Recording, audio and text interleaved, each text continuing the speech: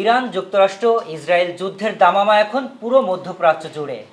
এই যুদ্ধের সর্বশেষ খবরাখবর জানাতে আমি যুক্ত রয়েছি দেশকাল নিউজের নিউজরুম থেকে, এবং আমার সাথে যিনি যুক্ত রয়েছেন তিনি আমার সহকর্মী সৈয়দ রায়ান আমির। শুরুতে ভাইয়ের কাছে একটু জানতে চাই, ভাই, সর্বশেষ যুদ্ধের খবরাখবর আপনার কাছে কি রয়েছে? ধন্যবাদ রাহাত, ধন্যবাদ আপনাদের সবাইকে। এখন পর্যন্ত আমরা যতটুকু জানতে পেরেছি যে আইআরজিসি তারা 27টা ইউএসের সোলজার হোস্ট করে এরকম বেইতে তারা আক্রমণ করেছে। আমরা আরেকটা জানতে পেরেছি যে ইরান তাদের একটা কাউন্সিল ঘোষণা করেছে 3 সদস্যের, যেখানে তারা দেশ পরিচালনা করবে এই 3জনকে নিয়ে, মাসুদ পেজেশকিয়ান সহ আরও 2জন। একজন ওনারা ফিকাহ শাস্ত্রের বিশেষজ্ঞ একজন, ওনাকে এখানে রাখা হয়, আর ওনারা জুডিশিয়ারি থেকে একজনকে নেন, জাস্টিস যিনি চিফ জাস্টিস ওনাকে। আর এর বাইরে আসলে আমরা দেখতে পাই যে বিভিন্ন দেশের কিছু মন্তব্য এই যুদ্ধকে ঘিরে করা হয়েছে। ডোনাল্ড ট্রাম্পের আমরা কিছু মন্তব্য পাই এটা ঘিরে। আমরা একদম গতকালকে যেটা পেয়েছি, সর্বশেষ যদি নাও বলি, বাট গতকালকে আমরা যেটা পেয়েছি, বেঞ্জামিন নেতানিয়াহুর আমরা একটা বক্তব্য পেয়েছি। তো ঘুরে ফিরে আসলে এইগুলোই আসলে যুদ্ধের দামামা যেটা আপনি বললেন ওটাই আসলে এই মুহূর্তে সকল প্রতিরক্ষা ব্যবস্থার যে ক্ষমতার ঊর্ধ্বে যিনি, তিনি কিন্তু হত্যার শিকার হয়েছেন। সেক্ষেত্রে এখন তাদের এই পুরো যে ডিফেন্স সিস্টেম, এটা পরিচালনার দায়িত্বে এখন কে রয়েছেন? আপনার কাছে কি তথ্য রয়েছে? আচ্ছা, এখন পর্যন্ত যতটুকু জানা যায় আলী লারিজানিকে এই দায়িত্বটা দেওয়া হয়েছে যে এই যুদ্ধ পরিচালনা যে অংশটুকু এটা পরিচালনার জন্য। আর দেশ পরিচালনা যেটা আরেকটা বিষয়, সেটার জন্য আসলে যে 3 সদস্যের একটা কমিটি করে দেওয়া হয়েছে। এটা কনস্টিটিউশনাল একটা বডি, যে যদি সর্বোচ্চ ধর্মীয় নেতা উনি মারা যান বা এভাবে যদি হত্যার শিকার হন, উনার অনুপস্থিতিতে যেভাবে দেশ পরিচালনা যাতে করা যেতে পারে কনস্টিটিউশনালি, ওভাবে এটা একটা বডি করে দেওয়া আছে। মার্কিন যুক্তরাষ্ট্র গত প্রায় মাসখানেক ধরেই এই বেসগুলো যে এগুলো থেকে তাদের সৈন্য অল্প অল্প করে সরিয়ে নিয়ে যাচ্ছিল, কারণ তারা খুব সম্ভবত আশা করেছিল যে ইরানে যদি তারা আক্রমণ করে তাহলে যে রিটালিয়েশন বা রিপারকাশন এটার বা যে সেকেন্ড স্ট্রাইক এটা হতে পারে সেটা ইরান আসলে তাদের এই বেসগুলোর উপরে করতে পারে আক্রমণ।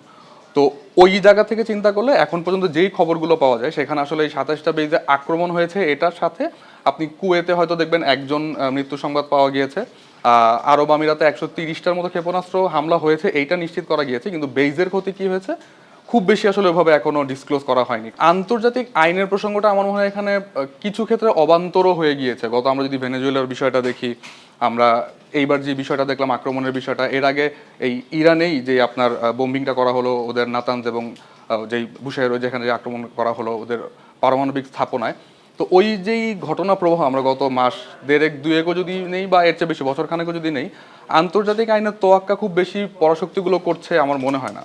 আপনি যদি ইউক্রেনের কথাও চিন্তা করেন বা যে কোনো জিনিসই চিন্তা করেন, তো আন্তর্জাতিক আইনের ক্ষেত্রে বা আন্তর্জাতিক আইন মেনে কি হবে এই জিনিসটা খুব বেশি এখন আলোচনায় নেই। এটা হলো একটা দিক। আরেকটা হতে পারে যে এই দেশগুলোর আসলে পরবর্তী পদক্ষেপ কি হতে পারে। তো দেশগুলো দুটা পন্থা অবলম্বন করতে পারে। তারা আসলে তাদের নেক্সট যেই স্টেপ সেখানে তারা আরেকটু মার্কিন পন্থী আচরণ করতে পারে, যাতে তাদের উপরে আক্রমণ কম আসে বা আক্রমণ আসার সম্ভাবনা কমে যায়, এরকম একটা অবস্থানে চলে যেতে পারে। অথবা তারা একটা নিউট্রাল জোন, যেটা তারা এতদিন ধরে বলছিল, ওই জায়গাটাও তারা মেনটেন করতে পারে। কারণ ইরান কিন্তু কোনো দেশের ভূখণ্ডে আক্রমণ করার ইন্টেনশনে আক্রমণটা করেনি, তারা মার্কিন ঘাঁটিগুলোতে আক্রমণ করেছে। তো আসলে দুইটা জায়গায় এরকম হতে পারে, তারা আসলে মার্কিন পন্থী আচরণ করতে পারে আরও বেশি, অথবা তারা যে একটা স্ট্র্যাটেজিক নিউট্রালিটি মেনটেন করছিল সেটাও তারা মেনটেন করতে পারে। এক্সিস্ট অফ রেজিস্ট্যান্স যেটা রয়েছে সেটা সম্পর্কে একটু জানতে চাই, তাদের ভূমিকা কি হতে পারে এখানে? যদি আপনি এটাকে 2-3 বছর আগেও যদি চিন্তা করতেন যে এই হামলা 3 বছর আগে হলে কি হতো, তখন আসলে এই প্রশ্নটা মানে অনেক বেশি মাহাত্ম্য বহন করতো। এখন যেটা হয়েছে যে আপনি দেখবেন যে হুথিদেরকে ডিমিলিটারাইজ করার চেষ্টা করা হচ্ছে গত 6 মাস ধরে। আমরা যদি ঘটনা প্রবাহ দেখি আন্তর্জাতিক সম্পর্কে, আমরা যদি দেখি হেজবুল্লাহকে তাদের অস্ত্র জমা দেওয়ার ব্যাপারে কথা বলা হচ্ছে, তাদেরকে সামরিক বাহিনীর সাথে অংশীভূত করার একটা আলোচনা চলছে, এবং তাদের উপরে আক্রমণও বেশ অনেকগুলো হয়েছে লেবাননে।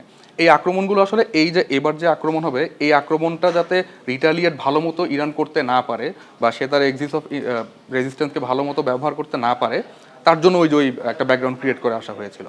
তো এরপরেও যদি আমি চিন্তা করি, মানে আপনারা যদি চিন্তা করেন যে হেজবুল্লাহ আসলে খুব ছোট কোনো সংগঠন না, বা হুথিরাও যদি খুব ছোট কোনো সংগঠন এরকম না। এর বাইরে আপনি ইরাকের যে শিয়াপন্থী যে মিলিশিয়া গ্রুপগুলো আছে ওদের কথাও যদি চিন্তা করেন, তো খুব বড় ধরনের কোনো রিটালিয়েশন আপনি এখান থেকে আশা করতে পারেন। তো এই যুদ্ধটা কি কতদিন চলতে পারে, আর এখানে জাতিসংঘ কি কোনো নিউট্রালাইজ ভূমিকায় গিয়ে এখানে কি যুদ্ধ থামানোর কোনো চেষ্টা করতেছে কিনা অলরেডি, বা করবে কিনা? আচ্ছা, জাতিসংঘের ভূমিকাটা এখানে একটু প্রশ্নবিদ্ধ থেকেই যায়, কারণ আপনি জাতিসংঘের দুটা পার্ট, তো মানে যুদ্ধ থামানোর বিষয়ে তো সবচেয়ে গুরুত্বপূর্ণ যেই বডিটা ইউএনএসসি সিকিউরিটি কাউন্সিল যেটা, তো তো ওখানে আসলে এই যুদ্ধ থামানোর জন্য আপনার রেজুলেশন যদি আসেও, সেটা আসলে কার পক্ষে যাচ্ছে এটা গুরুত্বপূর্ণ, এবং সেটা যদি মার্কিনীদের পছন্দ না হয় তাহলে ভেটো অ্যাপ্লাই করার একটা বিষয় চলে আসে। এবং একই বিষয় আপনি দেখবেন ওখানে যে এই যে ডিসিশনটা ওখানে আসবে, সেটা কি আসলে চায়নার পক্ষে যাচ্ছে কিনা, রাশিয়ার পক্ষে যাচ্ছে কিনা। তো খুব বেশি জাতিসংঘের ভূমিকা এখানে আমি আপাতত আশা করছি না। না, আমার মনে হয় না পরমাণু অস্ত্র তৈরি করেছে, কারণ পরমাণু অস্ত্র তৈরি করেছে কিনা বোঝার সবচেয়ে ভালো উপায় হলো যে ওই তৈরি করার পরে একটা বিস্ফোরণে যেতে হয় আপনাকে। হ্যাঁ, যে আপনি ওই যে একটা বিস্ফোরণের মাধ্যমে আপনি পরীক্ষাটা করবেন। তো ওই পরীক্ষার কিছু রিপারকাশন আছে, আপনার মানে আশেপাশের অঞ্চলে ভূকম্পন অনুভূত হতে পারে, আরও বেশ কিছু মানে পানির নিচে করেন আপনি, তাহলে আপনার ওই অঞ্চলে পানি লেভেলের কিছু পরিবর্তন আসতে পারে, রেডিয়েশনের কিছু চেঞ্জ আসতে পারে। তো এই ধরনের কোনো কিছু পাশে যেহেতু আপনার ইসরায়েল, সে কোনো কিছু কিন্তু ডিটেক্ট করেনি। হ্যাঁ, তো ইসরায়েল ইরান আসলে পারমাণবিক বোমা বানিয়ে ফেলেছে, এই আমার মনে হয় না যে এটা খুব বেশি মানে মেক সেন্স করে এই ধরনের কোনো কথা। আর পারমাণবিক বোমার ক্ষেত্রে যে দ্বার প্রান্তে বা এই কথাগুলো আসলে ততক্ষণ পর্যন্ত খুব বেশি ভ্যালু ক্রিয়েট করে না যতক্ষণ আপনার কাছে পারমাণবিক বোমা আছে। তো এই দ্বার প্রান্তে থাকা না থাকা আসলে সমান কথাই। ইরানে যেমন খামেনি বেশ সবচেয়ে গুরুত্বপূর্ণ একজন মানুষ, এই মানুষটা মারা গেলে দেখেন একটা সুপ্রিম কাউন্সিল করতে হলো, তার নিচ থেকে আরেকজন নেতা উপরে উঠে আসতে একটা প্রসেসের ভিতর দিয়ে, এবং এটা একটা দীর্ঘ প্রসেস, জটিল প্রক্রিয়া। ইসরায়েলে কি বিষয়টা এরকম নাকি ইসরায়েলের ক্ষমতাটা বিকেন্দ্রীভূত? তো এই ক্ষমতার একটা বিকেন্দ্রীকরণ যে ইসরায়েলে আছে, এর জন্য আসলে ওই যে কোনো পার্টিকুলার একজনকে মারলেই যে ওদের পলিসিগত চেঞ্জ আসবে বা ওদের স্ট্র্যাটেজিতে চেঞ্জ আসবে, ট্যাকটিক্যাল কোনো ধরনের চেঞ্জ আপনি দেখতে পাবেন, এটা নাই। আমি ওই বক্তব্যটার সাথে একমত না যে রাশিয়া এবং ইউএসএ দুইজনই চায় তাদের আধিপত্য বিস্তার থাকুক সব জায়গায়। হ্যাঁ, রাশিয়ার একটা নির্দিষ্ট গণ্ডি আছে যেখানে সে চায় তার আধিপত্য বিস্তার থাকুক, কারণ এর বাইরে আধিপত্য মানে মধ্যপ্রাচ্যে রাশিয়ার আধিপত্য থাকা মানে এখানে তার মানে গেইনটা কি, মানে এখানে সে এখান থেকে তেল কিনছে না, এখান থেকে সে গ্যাস কিনছে না, সে নিজেই তেল এবং গ্যাসে স্বয়ংসম্পূর্ণ। এর বাইরে আপনি যদি অস্ত্র বিক্রির প্রসঙ্গটাও যদি আনেন, তাহলেও দেখবেন যে খুব বেশি ইরান অস্ত্র যে রাশিয়ার থেকে কিনছে বা চায়না থেকে কিনছে, তার চেয়ে ইরান অনেক বেশি স্বয়ংসম্পূর্ণ। মানে টু সাম এক্সটেন্ট আপনি যদি ইস্ট এশিয়া দেশগুলোর কথা চিন্তা করেন বা অন্য যে কোনো অঞ্চলের দেশগুলোর কথা চিন্তা করেন, রাশিয়া এবং চীন থেকে যারা অস্ত্র কিনে, ইভেন এই সাউথ এশিয়ার কান্ট্রিগুলো চিন্তা করেন, তার থেকে অনেক বেশি ইরান স্বয়ংসম্পূর্ণ। আপনি যদি টার্কির কথা বলেন, টার্কি এখনও নেটোভুক্ত একটা দেশ।